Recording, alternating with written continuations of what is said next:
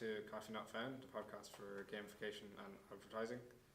And today we're going to be talking about something very close to Colin's heart, which is Pokémon Go and apps similar to it and the kind of use cases and gamification around it.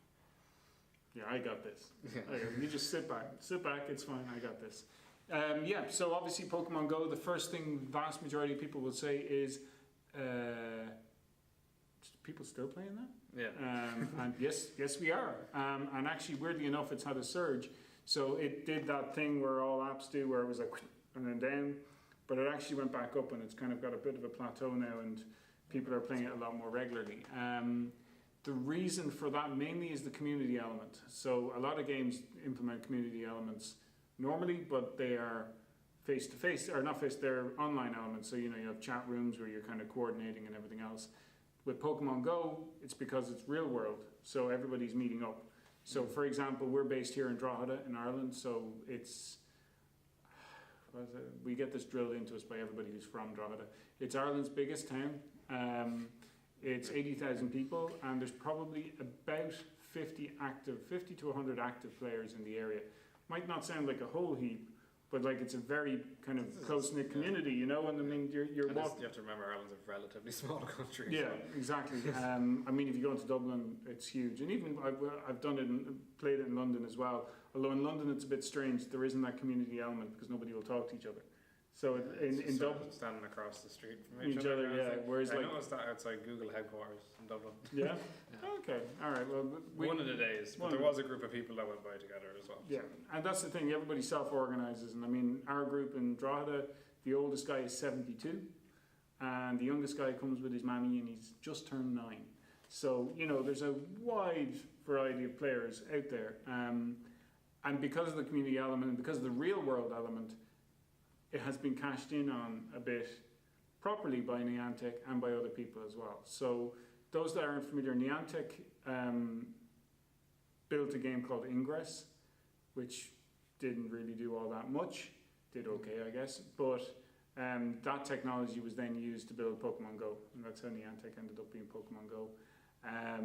And the technology is being used again now to do a very similar game for I think it's Jurassic Park, or dinosaurs in general. And Harry Potter one. There's a Harry Potter one on the way as well. So it's a kind of a very clever system. Initially, everybody was all about the AR and using your camera and all that stuff. That got turned off after about day 2. And it's so when people think of Pokemon Go, they go, oh, it's an AR game. It's not. Nobody plays it with AR. Even though they put money into building another element of AR into it, but we won't go there. But it's the gamification element that we're talking about here. Otherwise, I'd be showing my Pokemon collection all day. Yeah. And we could be here all day. It's not an advertisement for Niantic or Pokemon Go either. It's just a really relative and cool app. That it is. Well with this. I don't even really play Pokemon Go, but it applies to a lot of the stuff that we talk about on this podcast in general. Yeah, I mean, it had more users than Twitter. I think it still actually might have more users than Twitter, registered anyway. So I mean, it's a big enough, and it's making a lot more money than Twitter, that's for sure. And that's the thing as well, the people who hung around are the ones that put money into it, so it's a higher base of earning. And so one of the examples, you found this one I wasn't familiar with, so this is how Pokemon Go is inspiring people to discover heritage. So this is a blog post written by founder of Big Heritage on Niantic. That's where I got my information from anyway, and this is where Big Heritage, a non-for-profit organisation in the UK, which want to promote making people more aware of the history of where they're from. So just a heritage charity in general, and they teamed up with Niantic for a Pokemon Go event, which was to promote the history of a town or city, Chester in the United Kingdom. And they did that in some really cool ways, where they organised an event over a few days, and you could only get certain Pokemon in certain areas, and everybody was invited to join the event, and facts and different things like maps and that kind of thing were integrated into the app itself just for this event, and you could go to these areas and catch special Pokemon only at this event, and meet other people along the way. And every time you got somewhere, there could be people there who were Vikings or Normans or anything like that, giving you like a description of what it was like. And they got quite good results back from it. I think they said that They sent a survey out afterwards to see how people felt about it, and 10% of the people got back to them, and 80% had said that they'd learn more about their town and its history. Yeah. So, No, it's a nice way, because that's the thing. Yeah, you're out and about and you're moving about.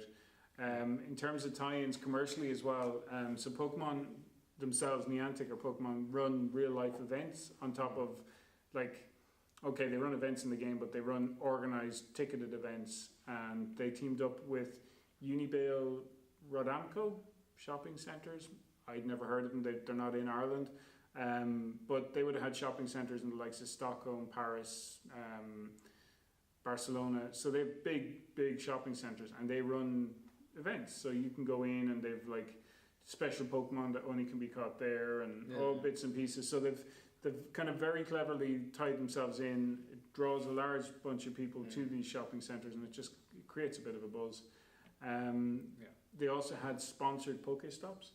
So the likes of McDonald's and Starbucks got in on the act, and basically they could pay for a Pokestop to be in the game. The logic being that obviously people will come to their Pokestop and then maybe spend some money. And I do know that during the early days, when obviously Pokemon was at its absolute height, I think cafes at Pokestops reported a 5-time increase in their bits in their take home or whatever for the days. And even I know here, even though we're a bit in Drogheda, there are not many cafes with a Pokestop. Starbucks covers one, so we're okay. But we've ended up in pubs that we would definitely not be seen dead in normally. But there's a gym there and there's a battle, so we've all been in there drinking. And I actually remember that day. Yeah, well, I remember the day after that. Yeah, explaining to the barman why it is that suddenly 15 people have rocked up to this really small pub, sat around 2 tables drinking. And the thing is, because of the age demographic, half of us were on, well, not half, I'm saying us, I wasn't one of them, half the people in the group were on minerals or like sodas. So, you know, it's just a broad spectrum of people coming in. And that's like the nice element of it. Like, you know, it can be used now. Again, you're at the mercy of Niantic as to where the Pokestops are. They tend to be historical or kind of public locations. But it's not cool because it leaves it open to the likes of Big Heritage and other companies like them to run events like that and teach people different things and just get people to go outside and go look at the place they live in or go somewhere else. Like people traveling the world just to get to these certain places. Because there's some Pokemon you can only get in certain regions. Starting in Frankfurt where they're turning Frankfurt into a safari zone. Yeah. Has that started yet? I don't know. No, I know the tickets were sold for. I think it's either the middle of this month or next month. Now I have driven up as far as Belfast. Yeah. Spent an hour in Belfast, caught the Pokemon that was on offer that day, and then come home. You know, and to be fair as well, in case my wife's not a Pokemon widow, she plays as well, and she's only one level behind me, and there is competition between us. She said herself, like when it started, and she saw how into it I was, she realized like if I don't play this as well, we're never going to see each other. So like it worked out quite well, and from her perspective it was great. I hate going for a walk when you end up back where you started. As far as I'm concerned, it was just the logic in me goes, no, that was a stupid idea, Colin, you're right back where you started, just sweat here. So I'll go out on a Pokemon walk, and it means, we looked at the statistics, been playing it a little under 2 years, walked 1,720 kilometers with Pokemon turned on. So that's not including walking where I didn't have it turned on, but where I was actively walking 1,720 kilometers. Well, that's a lot. That's a lot of kilometers that you mightn't have walked at all. I most definitely would not have walked at all. So, that element of it, and I know we're going a bit off topic, it's not really evident, but like, it's just to show that, again, the gamification side of things is gamifying an experience. There was a great cartoon at the very start, like a meme, and it was these 2 nerdy guys going out Pokemon hunting, and they're like, oh, look, I'm catching Pokemon, and then it's like 1 month later, and they're out kind of like, up in a hill checking, and they're looking a little bit buffer. And then the next one is they're out and they're going, oh my God, I think I can get a Pokemon up this tree, and they're a bit buffer again. And the last one, they are ripped, and like it's like there's a Pokemon under this tree, and he lifts the tree up, and you're like, Niantic's plan is just for an army of super strong nerds, But it is often advertised as Pokemon Get Up and Go. Yeah. Which just written everywhere. Yeah, and I mean they've tied in with worldwide events as well. So on National Earth, I think it was Earth Day, one of those days, Yeah, they had people cleaning up and they were promoting going out. They were going to reward Pokemon players who went out and were active during that time with extra Pokemon to catch. And they do community days once a month where for 3 hours, there's a boost and a special Pokemon that you can't normally get. But it just means the community is still there and it's thriving. And from a business, if you're clever, you can tie into it. And as well, because they use the same system as Ingress for all those other ones, if you've got a tried and trusted way, then when the peak in these Jurassic Park or like Harry Potter, I would presume, would have like Pokemon, if you're 38 and under, 39 and under, Pokemon was a part of your childhood in some fashion, be it the cartoon, the games, something. And basically, they're cashing in on that. But like the Harry Potter one is going to be roughly the same. Like, I mean, either the books or the movies. So if you know as a cafe, look, I'm in this area, you'd be going, right, well, when that launches, I'm going to be out there, I'm going to have my little advertising hoardings out that say, look, catch, I don't know what you're going to cast your spell, I don't know, cast your spells, we'll assume, for Harry Potter, and it'll just be, it'll work quite well. The other thing as well that we discovered only last week is Pokemon themselves, or Nintendo, have been very clever. They've realized that, the strong fan base and the willingness of people to do whatever it takes to complete their Pokedex, that they've now, the next Pokemon game that's coming out on Switch will have a tie-in, and when you buy the game on Switch, you'll be able to get a Pokemon across the bag. Yeah. So they're using that entire fan base to sell their console. And the thing is, I mean, when you look at in-game purchasing, the value of in-game purchasing is so large. Like the largest coin pack you can get in most games is 110 euros. So I think it's usually $99. But 110 euros, like a Switch is only probably, 3 times that? Roughly, or will be around then. True. So I mean, somebody who's paying that kind of money into the game anyway is going, well, yeah, I want to be one of those people who can stick this special Pokemon in the gym and boast everybody else or whatever. But yeah, so in terms of advertising, like yes, particularly if you're a place that has a Pokestop, making use of it. Even still, it might not seem like it, but I mean, when we go into Dublin, obviously, biggest city in Ireland, and you're playing Pokemon, you can easily find 40 to 60 people on a Saturday or a Sunday out playing it. Yeah. So, it might not sound like a lot, but if you're a cafe, that fairly covers your seating needs, particularly when it's all day. It's not like they just go, like, I mean, if you're saying, well, look, there's a gym here, there's a raid, have a coffee, then go ahead and do it. And like a lot of people did that, like a lot of businesses, like I've been showing you here, there's pictures like cafes that did donuts, and the donuts ended up being the shape of Pokeballs. It's just clever stuff. And right down to electronics, like I know Pokemon released Pokemon. This will give you an idea. I don't know if you can pick it up on camera. That one's gone blank. But like it's that used, it's worn away. But like there are other companies that have released technology that goes with it too. So these sort of GPS or sort of Go apps in general, there's more of them coming out too at the moment. Like it's not just in relation to kind of Pokemon and Niantic and those kind of things, but there's a lot of fitness ones out there where people are competing against each other, and more and more of them like learning about your area kind of things. Like the event we mentioned earlier, Pokemon is just the biggest one in it right now, and one of the best examples of it, because they're kind of covering a broad spectrum from learning to fitness to social, and all of this stuff is helped by their gamification of it. Yeah, because all those Pokestops, when you go into them in game, there's a piece about what you're looking at, so it's educational.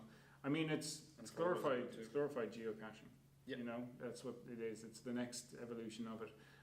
And I know as well we've looked into. Cool app as well. Yeah, we've looked into. I have to get his name right because I keep calling him the wrong one. Paco is a big AR kind of developer, and like so a lot of the stuff he's worked on is based on AR recognition of landmarks and giving you extra information and showing you bits more about it. So it's a very interesting and intriguing way of doing it. But yeah, I literally could talk about Pokemon all day, except I want to go and play Pokemon at some point today, so I'm going to stop. But But just bear in mind, I know people might think it's a dead, game. It's not, and if you tie yourself in, it's a very, very loyal community, and you, again, it's between 9 and 72, it's a broad spectrum of people, and by all accounts, anyone I've ever met out playing Pokemon Go have been friendly, and kind of, it's just that kind of people that play it. Bit nerdy, I'm playing it, so it's got to be nerdy. But it's a lot of people who you really thought wouldn't have been in it jumped on the bandwagon in the beginning and now are off the bandwagon. yeah, like our Heather. Heather doesn't play it anymore. Well, she does in spirit because we have a phone with her account on it that we use for special occasions. Slowly running out of battery. There's another battery pack, but no, it's okay. We're gonna finish I think we're going to go anyway. So anyway, that's Pokemon Go, and all things, well, not all things, but some of the things when I wasn't on the Pokemon Go related to it. This has been Coffee Not Found. I'm Colin. This is Jack. We are on @CoffeeNF on Twitter. We are CoffeeNF Podcast on Facebook and Instagram. We are coffeenotfound.com on the interweb. And we are on LinkedIn, so look us up. And obviously YouTube and all of our media platforms. Oh yeah, we're on Spotify, iTunes, Spotify, Stitcher, all that good stuff. Eventually we will do a closeout piece where we don't have to say all these things again, but until then you're stuck with us for a bit longer. Yeah. And we'll talk to you next week. Yeah, well at least didn't sneeze this week. Yeah, see you next time. Bye.